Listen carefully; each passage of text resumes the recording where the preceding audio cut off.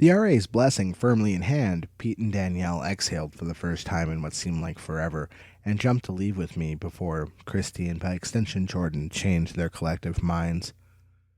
Fearing Lord knows what, Jordan insisted on coming with us, just to see if Diego knows somebody cool. I'd just about given up on you, lover boy, Mary said when we opened the door to her dorm room. Lover boy? Jordan asked. What, your buddy didn't tell you? We had quite an evening last night. At the time, I had no idea what was going on, since the night before all that had happened is James had introduced me to Mary. We went out for dinner with a bunch of other people, and, that was it. But I was smart enough to know that I should go along with whatever it was she was doing.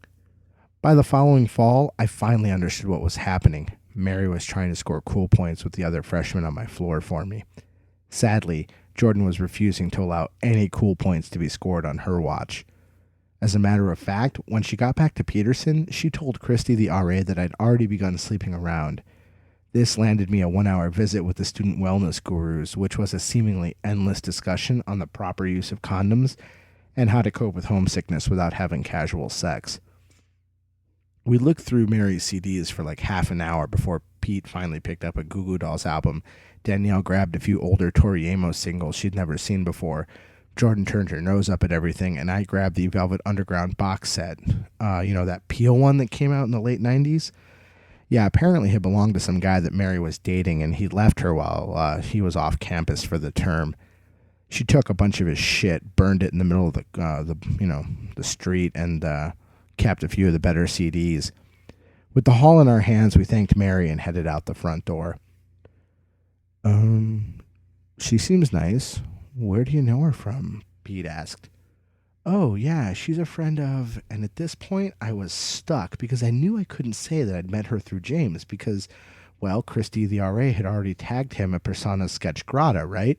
So I stammered for a split second before I came up with, mine. She's a friend of mine. I met her at the Students of Color reception the other night. It seemed plausible enough, even though I ditched the above-mentioned reception because it had been hosted by Rosario Williams, Meadowdale High School class of 1995. I'd grown up with the girl, and the whole time she'd sworn up and down that she wasn't Hispanic, like Diego, as if being brown was something to be ashamed of. Well, I had a really hard time believing she'd suddenly found her brownness like it was Jesus or something. Yes, born-again brown people really, really annoy me. I should probably mention that. Oh, and for the record, Mary ditched the reception too, but the truth was messy. Oh, so you're one of those crybaby minorities, Jordan said. I am? Yeah, you think that just because you don't speak English so good, we all owe you something or something.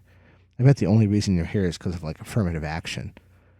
Yeah, affirmative action for kids with 3.9 GPAs and 1420s on their SATs, I thought, but... Again, I was smart enough to know not to say that. The whole way down the stairwell and halfway across the Spencer mini quad, I listened to Jordan's well-intentioned liberal racist rant on how her parents weren't paying all this money to have the quality of her education diminished by underprepared and underqualified affirmative action cases like me. By the time we ran into James on the mini quad, I'd finally realized why Jordan and Josh didn't like me. It's not that they didn't like people of color. They were good liberals, not Southern bigots or anything.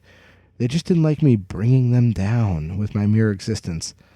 By the time James swept me away from Jordan's rant, I'd realized that trying to be a part of her world was a fool's errand and totally not worth my time.